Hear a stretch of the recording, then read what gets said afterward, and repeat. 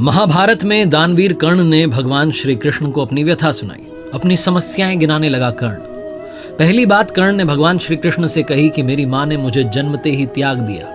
क्या यह मेरा अपराध था कि मेरा जन्म एक अवैध बच्चे के रूप में हुआ? दूसरी बात कर्ण ने भगवान श्री कृष्ण से कही कि आचार्य द्रोणाचार्य ने मुझे शिक्षा देने से मना कर दिया क्योंकि मैं क्षत्रिय नहीं था उनकी नजर में। क्या यह मेरा अपराध था?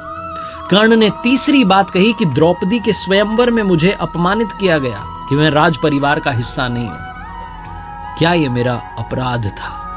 मुझे बार बार अपमानित किया गया। तो जवाब में, उत्तर में भगवान श्री कृष्ण ने कहा कि हे कर्ण, अब जरा ध्यान से सुनो। मेरा जब जन्म हुआ तो मेरा जन्म ही कारागार में हुआ। मेरे पैदा होते ही मृत्यु मेरी प्रतीक्षा कर रही थी।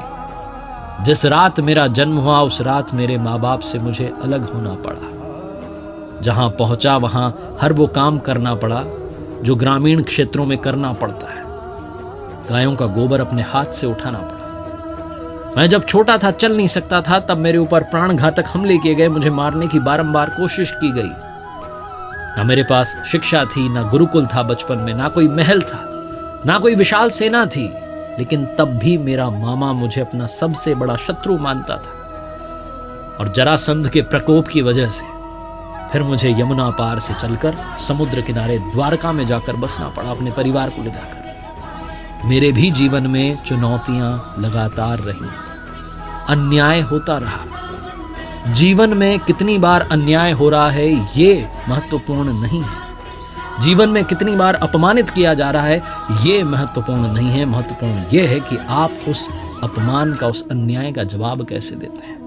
आपके पास कितना ज्ञान है जिसका आप इस्तेमाल करते हैं और इन सब चुनौतियों को पार करते हुए आगे बढ़ते हैं, क्योंकि जीवन तो भगवान का भी सरल नहीं था। श्रीमद् भगवद गीता, जो महाभारत के मध्य में युद्ध की शुरुआत से पहले भगवान श्री कृष्ण ने अपने सखा अर्जुन को 18 अध्याय 700 श्लोक के रूप में सुनाई, उस श्रीमद् भगवद गीता से 5 बातें आज मैं आपके लिए लेकर आया हूं और 5 श्लोक ऐसे लेकर के आया हूं जो गीता का सार समझाते हैं। पहली लर्निंग जिसके बारे में मैं बात करना चाहता हूं, हम सभी को पता है कि भगवान के दर्शन कब होंगे, वो प्रकट कब होंगे, क्योंकि गीता में एक श्लोक है जिसे हम सब ने बचपन से सुना है और याद हो गया है। यदा यदा हि धर्मस्य ग्लानिर्भवति भारत अभ्युत्थानम धर्मस्य तदात्मानं सृजाम्यहम्। चतुर्थ अध्याय का श्लोक नंबर 7 जो बताता है कि भगवान दर्शन कब देंगे, प्रकट कब होंगे। इसका हिंदी अर्थ निकालेंगे तो निकलता है कि जब जब धर्म की हानि होगी, जब जब अधर्म बढ़ने लगेगा, तब तब मैं अपने स्वरूप को रचने लगूंगा। इस दुनिया में ऐसा कौन सा समय है जब संकट नहीं होता? ऐसा कौन सा समय है जब अधर्म नहीं बढ़ता है? तो क्या भगवान प्रकट हो जाते हैं? हम में से बहुत सारे लोगों ने वो श्लोक तो समझ लिया, लेकिन उसके ही आगे भगवान श्री कृष्ण ने उसी श्रीमद् भगवद गीता में कहा कि जन्म कर्म च मे दिव्य मेवं यो वेत्ति तत्वतः त्यक्त्वा देहम पुनर्जन्म नैति मामेति सो अर्जुन। भगवान श्री कृष्ण ने कहा कि मेरा जन्म तो होगा, लेकिन मेरा जन्म और कर्म अलौकिक है। वो इन चर्म चक्षुओं से देखा नहीं जा सकता। वो अलौकिक है, वो दिव्य है। उस दर्शन के लिए आपको निर्मल होना होगा। उस दर्शन के लिए आपको मोक्ष प्राप्ति के रास्ते पर चलना होगा। और वो रास्ता क्या है वो भी भगवान श्री कृष्ण ने श्रीमद् भगवद गीता में बताया। ओमित्येकाक्षरं ब्रह्म व्याहरन् मामनुस्मरन्। ओम का जप, मेरा ध्यान, यही वो रास्ता है जिसके जरिए, जिस रास्ते पर चलकर आप उन प्रभु के दर्शन पा सकते हैं। दूसरी बात श्रीमद् भगवद गीता का सार समझाती है श्रद्धा। प्रभु के दर्शन करने हैं, उस रास्ते पर चलना है तो श्रद्धा बहुत आवश्यक है।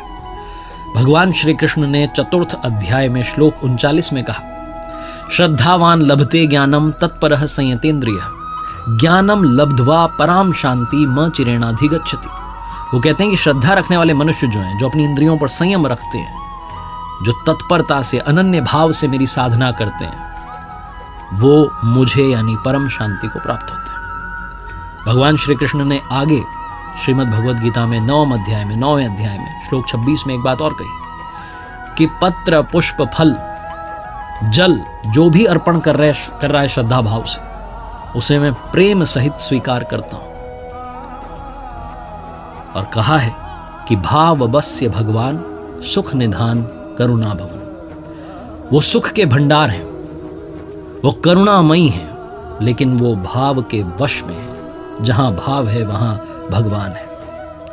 ये दूसरी जो लर्निंग है सिखाती है कि श्रद्धा के साथ, समर्पण के साथ उस परमात्मा की पूजा करना बहुत जरूरी है। जहां आपका भाव डगमगाया कि काम नहीं बन रहा है, आप कहीं और चला जाता हूं, किसी और दरवाजे को खटखटाता हूं, वहीं सारा खेल गड़बड़ हो जाता है। इसलिए श्रद्धा में कमी मत आने देना।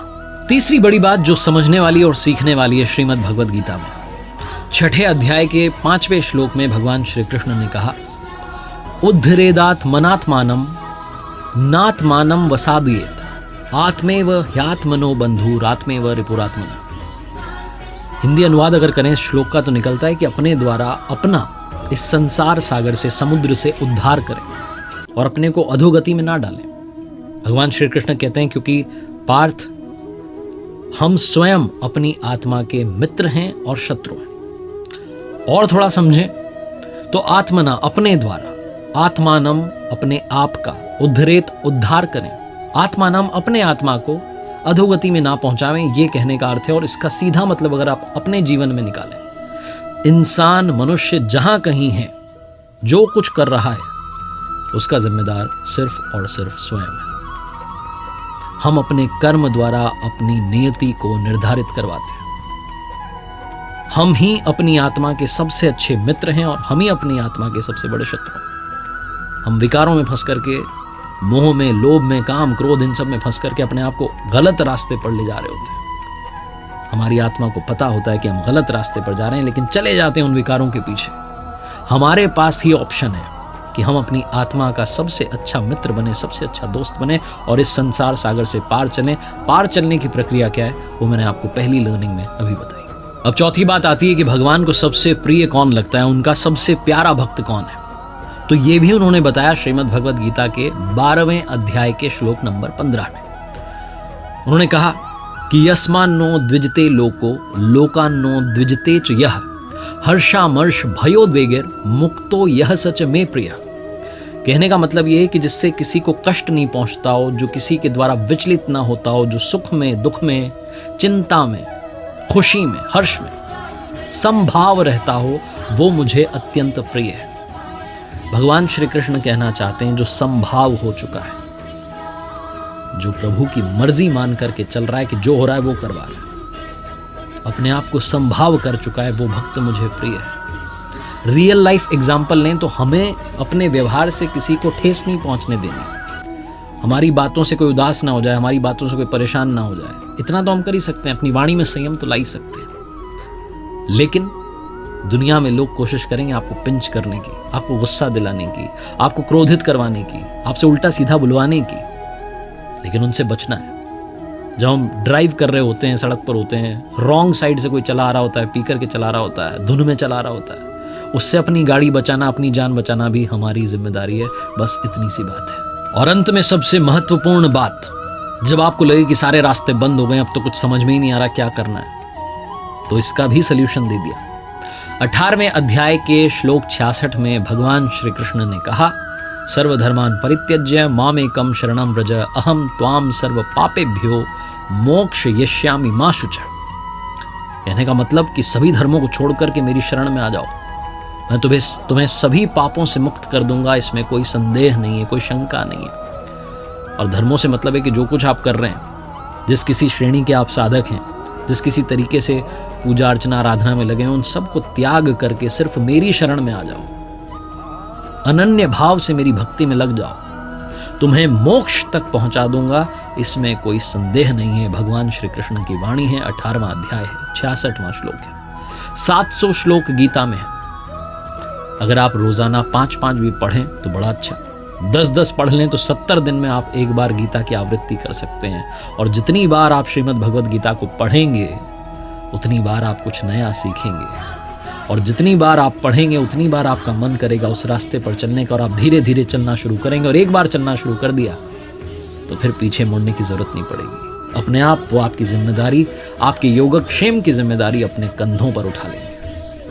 तो अगर आपको अपने जीवन में सही रास्ता चुनना है तो वो रास्ता श्रीमद् भगवद गीता में बताया गया है। एक बार फिर से वही बात कहूंगा जो अक्सर आपसे कहता हूं, ऊपर वाले के आशीर्वाद के साथ, अपनी मेहनत और अपने परिवार के प्यार के साथ कर दिखाओ कुछ ऐसा कि दुनिया करना चाहे आपके जैसा।